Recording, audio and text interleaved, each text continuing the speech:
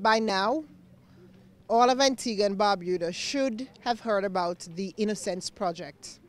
And it is a year-long campaign with a focus by the Ministry of Social Transformation against child abuse.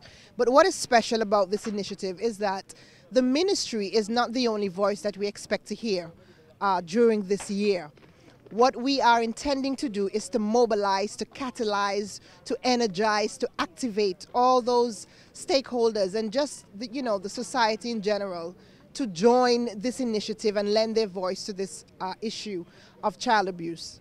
We also know, Antigua and Barbuda, that child abuse is a silent emergency, and those are the words that were used by the UNICEF director.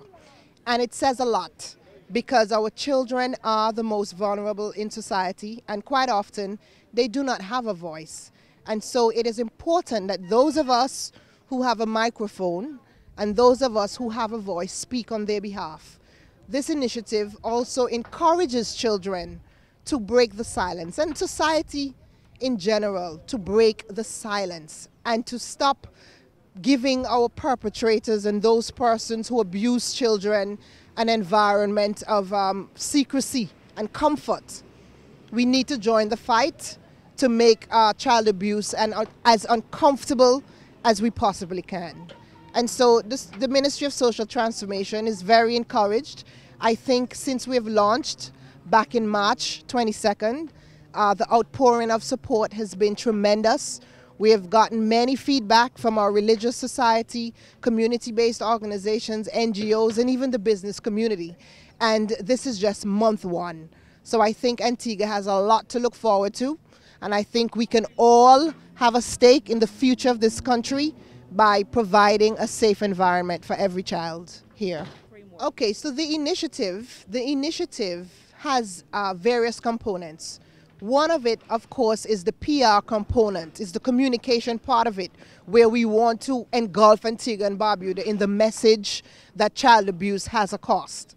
But there are certain legal and policy changes which need to take place during this year. There are also administrative concerns that we hope to address in the Citizens Welfare Department. And we know that the Citizens Welfare Department is the agency responsible for childcare and protection. So we are looking at a comprehensive campaign, the legal aspect of how we protect children within our borders, the policy aspect, and certainly the administrative and structural aspect of actually doing the work within the agency to make sure we are responsive as we possibly can be.